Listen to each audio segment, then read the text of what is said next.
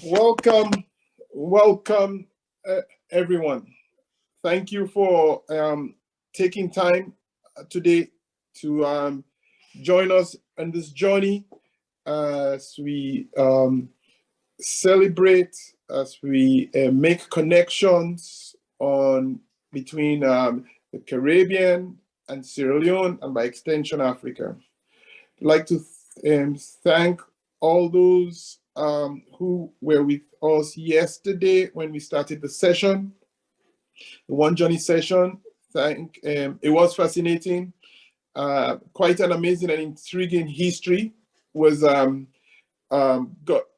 from Chief Michael Grizzle and Gloria Sims from Jamaica. That was infused with information from Melvin Garba and Pastor Victor Baba Richards from the Maroon Church in Sierra Leone. So we were happy to commemorate the arrival of the 550 Maroons, Jamaican Maroons, to Freetown, a group whose settlement that constitutes everything from cutting trees all the way to Jockey Bridge has added to, in a lasting effect, in a way, to the culture of Freetown, from our Gumbe music to some of the snacks and food we enjoy today, and we consider part and parcel of the Creole society. But we're going to extend this to more connections across the other Caribbean islands and in the diaspora.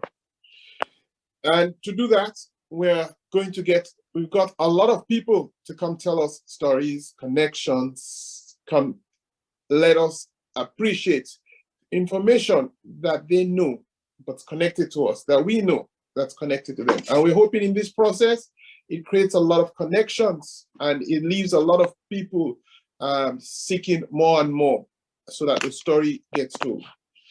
So today we will start this first session, and we'll go back in time and appreciate the story of the Caribbeans who left their country to Sierra Leone to make a difference at the formation of Freetown.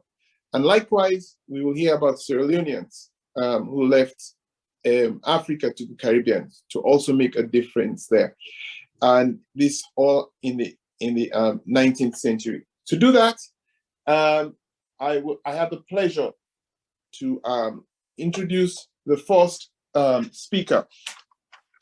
The first speaker is a professor, has been a professor all her life. In fact, one of her very first contribution while she was a professor in Texas was she spoke to this issue about West Africans in Sierra Leone in Africa. She's currently a professor of history and international affairs at the George Washington University in Washington, D.C. She specializes in the African and African diaspora history and has researched women's issues in the 19th century Liberia. So she's not only done Sierra Leone, she's taken Liberia too. She has also done work for the Encyclopedia Britannica and contributed to the online historical project called In Motion, the African American Migration Experience. That work was sponsored by the Schomburg Center for Research in Black Culture in New York Public Library. Professor Nemata Blyden has lived in Africa, Europe, and the Soviet Union, and she remains engaged with issues pertaining to the African development. She is currently completing a book entitled African American and Africa, to be published by the Yale University Press. So I will say, I have had the pleasure to interact with, listen to the great professor, and I believe she is the only one that can start this particular journey. And so without much more from me, I welcome Professor Nemata Blyden. Thank you very much. Okay, thank you very much for that introduction, Adrian. I'm putting my timer on so I don't go over. And my book, African Americans in Africa, is out. So I must let them know to update that website. It's been out since 2019. So, so that's that they have to update that. So, so what I thought I would do is just do a little quick sort of brief highlight some people that I talked about in that book, because I know that you're going to go into more depth, talking about the Maroons, for example, and I talk about that in the book. We talk about the liberated Africans who ended up in the Caribbean. I talk about the Barbadians who came to Sierra Leone in the 19th century, and I know you have people who are going to speak much more about that. So my book, what it did was, though it looked at West Indians largely, people from the Caribbean who ended up in Sierra Leone, focused on those who were brought to Sierra Leone as part of a British colonial policy. In the early 1830s, the British decided that Africans could not govern themselves, but Europeans could not survive in West Africa, so they devised a policy to bring qualified Black men from the Caribbean, or men of African descent, I should say, from the Caribbean, to hold office in Sierra Leone. And they continued that policy into the 1880s, when they changed their minds in the late 19th century and decided, well, oh, Black people didn't really want to be governed by other Black people. They wanted to be governed by whites. And so they discontinued that policy. So that really was the focus of my book. And some of these men I'll talk about today were men who came as part of that British colonial policy.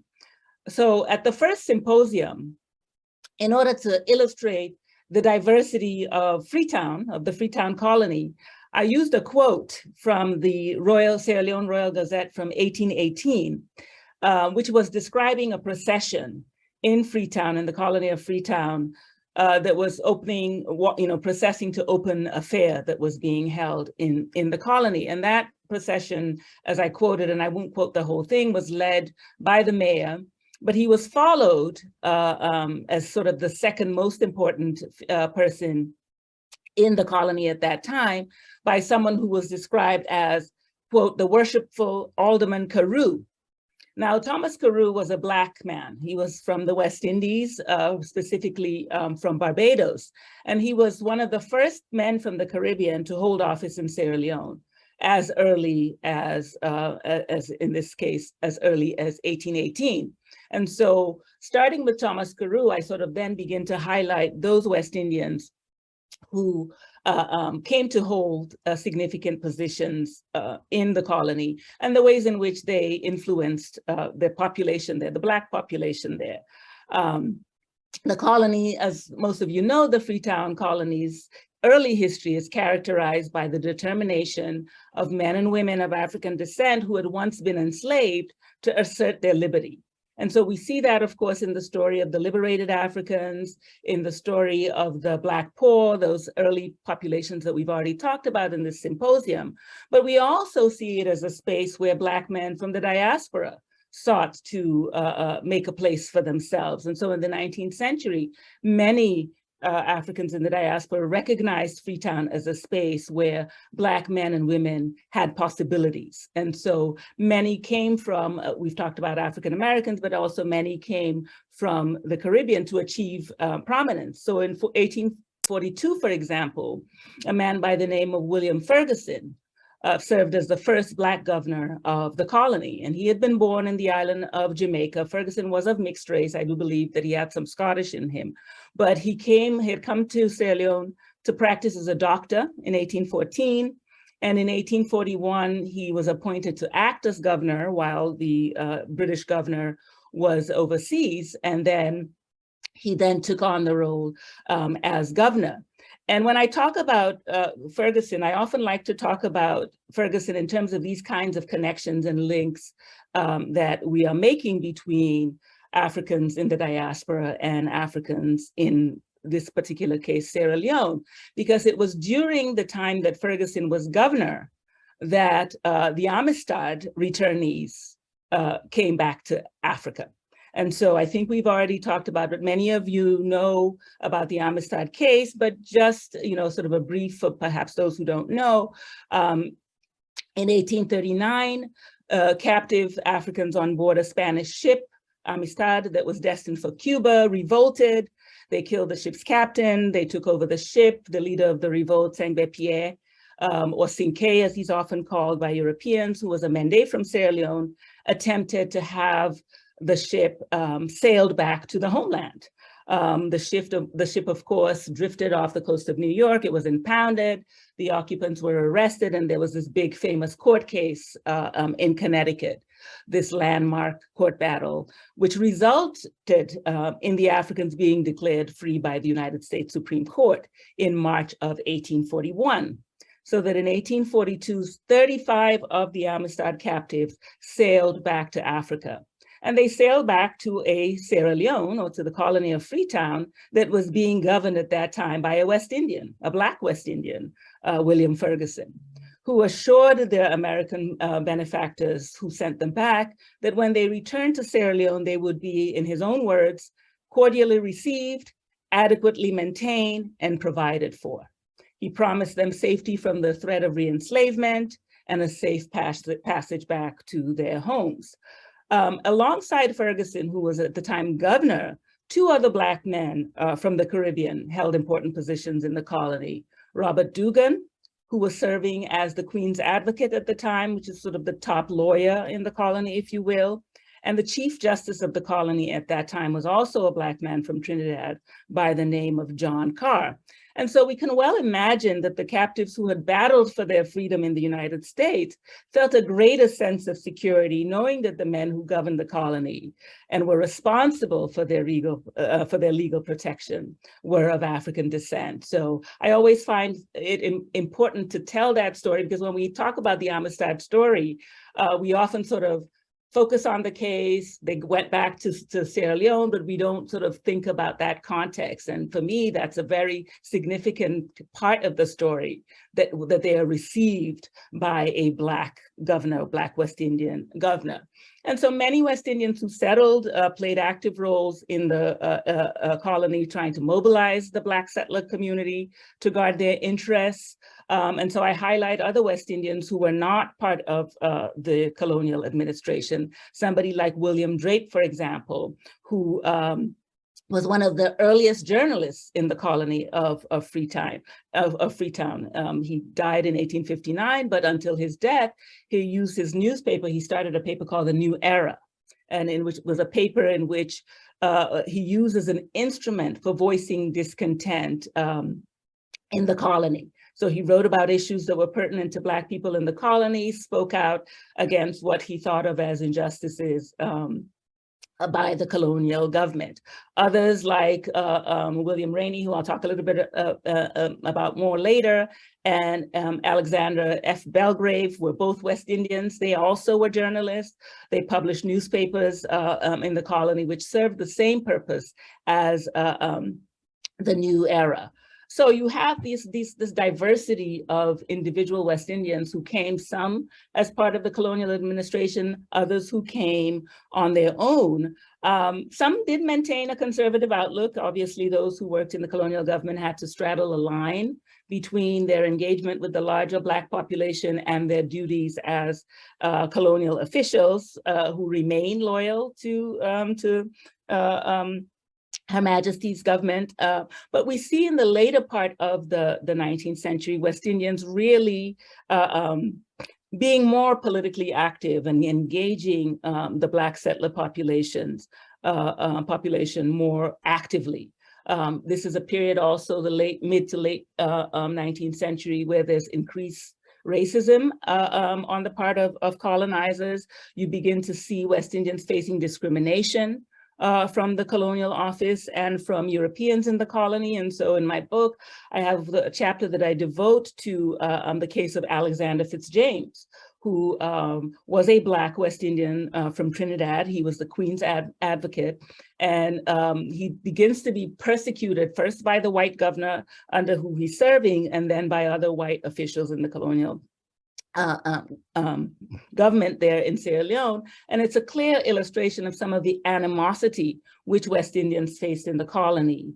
And And as they began to speak out on issues having to do with the Black population, they increasingly began to get into trouble, if you will, from the British colonizers. And a very important character in that respect that I talk about in terms of someone who's sort of designated as being sort of an agitator is this figure of William Rainey, who was a West Indian from Dominica, who during the second half of the 19th century, more than any individual in the colony, really used the press to his advantage.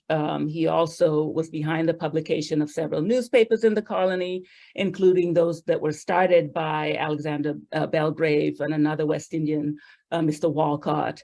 Rainey had papers entitled The West African Liberator and the Sierra Leone Journal and Monthly Record of Colonial Affairs.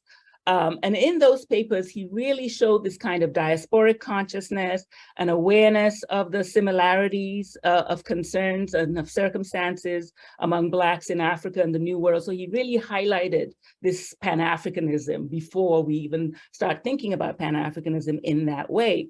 And he drew parallels, made connections between what was going on with Blacks in Sierra Leone and what was going on with Blacks in the West Indian Islands. And so after about 1850, when you begin to really see racist ideas gaining strength and the domination of non-Europeans was gaining support among Europeans, English people in particular, Rainey really became one of the champions of Africans in Sierra Leone and of people of African descent elsewhere. And so he became rather a thorn in the side of British colonial administrators because he was attacking colonialism to some extent, maybe not in the way that you see later, that leads, of course, to decolonization, but he was primarily attacking the colony's judicial system, right, which he felt was being unfair to Blacks in the colony, whether they were Africans, the settler population, or whether they were diasporan Blacks. He called attention to the plight of Africans everywhere, maintained that he was writing to, in his words, create a spirit of nationality in Africa and to induce others to follow our example. He says, we have the cause of Africa at heart and shall welcome every laborer in the field who honestly strives to establish it and strengthen it. And this was an outlook that was really characteristic of many of the West Indians who ended up in Sierra Leone in the 19th century. Adrian, I don't know if I have the capacity to share, but if I'm going to try, I have a couple of slides that I thought I might put up to share.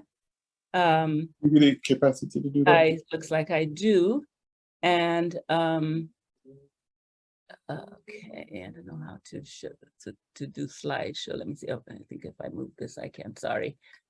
Okay. Okay. So I have up here just a little bit of information on the Amistad Rebellion, which I talked about before, and you can see down there an article from the Sierra Leone Weekly News, which was from actually the turn of the century, 20th century, January 6, 1900, but that's talking about William Ferguson, right, who was governor of the colony. Staff Surgeon Ferguson as lieutenant governor. It says assumed the government and 3rd September 1841 and held office until arrival in the colony of McDonald in 1842. A man of color and African descent, he was educated for the medical profession at Edinburgh and entered the army as hospital assistant in 1813, became surgeon, et cetera, upon Governor MacDonald's departure, Surgeon Ferguson again assumed the government. On July 1845, he was proclaimed governor-in-chief. So this description of Ferguson. Another West Indian that I don't hear much talked about, but I talk a little bit about him in my book. I know that some of the people on this website today or on this webinar today are probably members of Zion Methodist Church, Zion AME Church, Zion Wilberforce Street, Zion on the level, as we say in Freetown.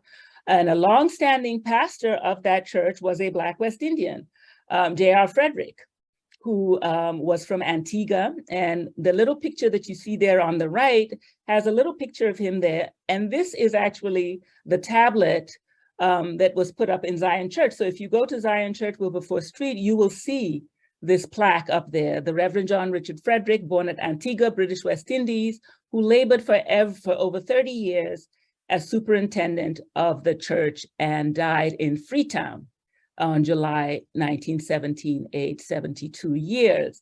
The man on the left is Bishop Henry Mcneil Turner, who I may have talked about in the last time I spoke at this webinar, but perhaps not, but I certainly talk about him in my African Americans in Africa book, who's an African American who championed the Back to Africa movement from the United States to Africa in the late 19th century. And he traveled to Freetown in the late 19th century, 1893. And here in his sort of journal that he wrote about his trip, he mentions Elder J.R. Frederick, who's a great and good man who has done a noble work here. So again, another connection outside of the colonial government of a West Indian who came, in this case, as a missionary. And of course, there's a story there that I don't talk much about here, but I do talk a little bit about that in my book, is of the missionary presence. Many West Indians went as missionaries to Sierra Leone.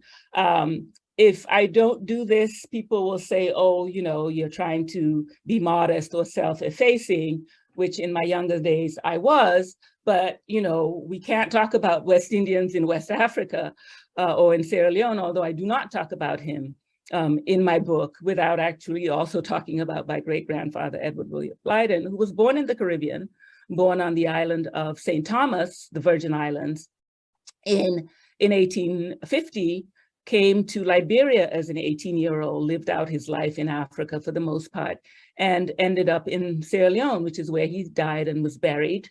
He's buried at Racecourse Cemetery in Sierra Leone. And one of the reasons when I wrote my book, West Indians in West Africa, one of the readers of my book actually asked that question of the manuscript. How can you write a whole book on West Indians in Sierra Leone and not mention Edward Blyden? And I had a ready answer for that. And that is because he came to Sierra Leone as an 18-year-old, as I said, as a young man, and really defined himself throughout his years as an African. So as you can see in that quote that I have up there, he says, I am a Liberian. To this country have I devoted the best 30 years of my life. In all of his writing, I didn't find anywhere where, outside of describing himself as somebody who was born in the Virgin Islands, I couldn't find a single thing that he wrote where he actually identified himself as a West Indian, which was my justification for not including him in that work. And so this is what I try to do, and you'll hear today, I think others talk about the other kinds of significant Caribbean contribution. So I want to finish off because, you know, I can't write anything or I can't talk about anything without trying to somehow fit in women. You notice that everything I've talked about today has talked about men. And that's because most of these men, these people who came obviously as the Caribbean West Indians who came to hold office in the colonial spaces were men. And when I was writing that first book, I couldn't conceive of the idea that I could write a book that was 320 pages that would not have one reference to a woman. And I could not, and I did not. And I did not do that because I was able to find a little story about the wife of Alexander Fitzjames. I mentioned that Alexander Fitzjames had been persecuted by the British colonial government, and that persecution took the form at one point in one incident where his wife was hauled into court to serve as a witness in a court case. And I found that little tidbit in the records, and I threw it in there just because I couldn't imagine doing a whole piece on West Indians in West Africa without talking about women. And of course, the Maroon communities that people will talk about today, more and more research has been done. We're now unearthing more and more the voices of women. The nature of the documents that I used to write that book, which were the Colonial Office documents, in many ways explains why there was not a lot on women there. But we know that those Maroon women who came, knowing, say, for example, the story of Nani, of the Maroons in Jamaica, we know that some of those Jamaican women who ended up in Sierra Leone were strong women, just like Nanny was. And so that's a story to be written. So I urge some of these young historians coming up now to think about ways that they can bring women into this story of West Indians in Sierra Leone. So I'll stop there. Thank you. Oh, that was my 20 minutes. Thank you very much, Nemata Blyden. Thank you. Yes, some of us remember the Dugan farm that was after the West Indian Dugan, and quite interestingly, the society system in Sierra Leone, his name was used as an official. Quite interesting. Yeah. I know right after you give a lecture, you expect your students to ask questions, but we unfortunately will not be able to give people the opportunity to ask you direct questions. Okay. So they can put it on the chat as we go along. And somewhere we will find a way to get those answers to them. Absolutely. But I'd like to thank you for setting the stage. I think the West Indians on the call and even the Sierra Leoneans now understand that folks from Indies played a very important role, among others, in the establishment of Freetown. Thank you for setting that stage for us. So our next contribution is going to will be introduced by Akinele Decker. Welcome, everyone. It's always amazing to come to these One Journey Symposiums that we've had throughout this year, and just amazing the knowledge, the amount of information that we get. It's incredible. So I do want to and thank you, Nemata. I think that was incredible. And I've definitely read about your great-grandfather quite a bit, and his story is amazing. And I do hope that more people hear more about who the great man Edward Blyden was. So I do want to introduce our next speaker, Natassja Bynoe. I've known Natassja for quite a bit, and she's an amazing historian. She has worked on many projects that research the lives of enslaved people in the Caribbean, for the University of the West Indies and several government agencies. She serves as the CEO for an NGO called African Diaspora Institute of Cultural Exchange and Historical Research. She's worked on projects in the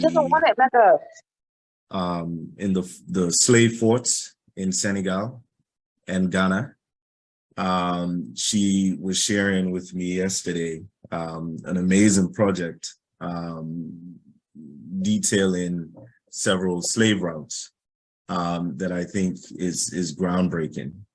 But I'll bring Natassja in now, and looking forward to learn even more about this amazing connection between the Caribbean and Africa, more particularly Sierra Leone. Okay, thank you so much. First and foremost, thank you for having me here. Thank you for being a part of this wonderful event, One Journey, and I'm very proud to be here as well. Thank you, Professor Blyden. I am a big fan of your work, by the way, just letting you know. All right, so I'm gonna try to share my screen, and let's see, how to do this. Yes. All right, so today we'll be looking at, okay, great. Today we'll be looking at the connection, Barbados-Sierra Leone connection in regards from the 1816 rebellion. Now, please keep in mind, I've actually had to put this research down to work on the current research I'm doing, which is called Enslaved Spaces. that really just looks at the slave markets and various spaces that enslaved people used in West Central Africa. And now we're working on Barbados. So if you have a chance, please go to enslavedspaces.org. That's enslavedspaces.org. All right, thank you so much. All right, so my name is Natassja Bynoe. I'm also an adjunct lecturer at the University of the Gambia. And so we'll be talking, like I said, about the connection from Barbados to Sierra Leone. So we have 15 minutes, let's go. So the rebellion in 1816, between 1808 and 1815, a growing agitation for freedom was happening in the West Indies. So in October of 1815, an enslaved woman by the name of Nanny Greggs, she read a newspaper that stated that that the whites did not want to give the enslaved people in Barbados freedom. So she agitated for freedom. First, we were supposed to get freedom on New Year's Day of 1816. And she said 2 weeks after that, which was January 14th, 1816, that our freedom will come on Easter Monday, which was April 14th, Sunday, April 14th, 1816. Now, the key figures in this particular rebellion were Bassa, or known as Busso. They say he was an African man who was brought to Barbados. Cain Davis, Jackie, William Franklin, Mingo, and many others. Just understand that this particular rebellion happened primarily almost throughout the entire island of Barbados. I wish I had put a map up of Barbados, but the plantations that were used in this rebellion were Bailey's, Golden Grove, the River Plantation. Actually, Golden Grove is where Bussa was killed. From this rebellion, over 1,200 people, enslaved people, were executed, and over 40 estates were damaged in the process, right? So Bussa was known as a driver. Nanny Greggs and Jackie all came from the Harrow plantation. Let me go back to Bussa. So Bussa was a driver, and he was working on the Bailey's plantation. The driver is basically an overseer, all right? I'm just giving you the background really quickly of the 1816 rebellion. Jack Groom was a driver also from the Haynesville plantation, and William was a driver from the Sturgis plantation. Now, majority of these plantations were in the parish of St. Philip, but a good number of parishes such as St. John, St. George, St. Lucie, St. Philip, Christchurch were all affected. Now, the Haitian Revolution was used as a framework. It was actually it was used as a way to inspire people to fight for their freedom. From 1692 straight to 1816, there were no rebellions in Barbados whatsoever, all right? So understand the people who were sent to Sierra Leone in 1818, they were all freedom fighters from this particular rebellion. And I will get to that in a minute. Oops, sorry. Okay, so Nanny Greggs had said basically, they were damned fools to work, excuse me, they were damn fools to work. I need to move this, sorry. Yes, they were damn fools to work for that she would not, as freedom, they were sure to get, like those in Saint-Domingue. Saint-Domingue is a reference to the Haitian Revolution. Right. So on the morning of Sunday, April 14th, 1816, they set a fire to cane fields. So one of the similarities of the Haitian Revolution and 1816 rebellion was the use of setting a fire to cane fields and to haystacks to signal to the other plantations that the revolution or the rebellion was about to start. On the 15th of Monday, April 15th, Imperial troops were deployed. And like I said, by the end of the martial law, which happened on 12th of July, 1816, over 1,200 Barbadians were killed, all right? The rebellion ended on the 17th of April. So the connection to Sierra Leone, this is the part I love the most. So because of that, a number of captives, especially 88 of them, were sent forcibly to Sierra Leone to work on the colony. Now, I will say I have not seen too much evidence in regards to this particular migration out of Barbados to the African colony of Sierra Leone. But what I did find was that once they left the Carinage in Barbados, because when they were captured from the rebellion, they were jailed in a Bridgetown jail. Then they were sent to Sierra Leone on a boat called Francis and Mary, which was a large vessel. Once they arrived in Freetown, Sierra Leone, in the port, they were then also jailed again, and then they were made to work 3 years in the public works. Now, some historian says 1818, I've read 1819 in some primary cases, but let's just use 1818 as the date of departure from Barbados to Sierra Leone. This will make 200 years technically that Barbadians left Barbados and were sent to Sierra Leone. I just think that's absolutely amazing. So after the 3 years of working in public works, they were able to work for themselves. They were able to build families, basically build a life.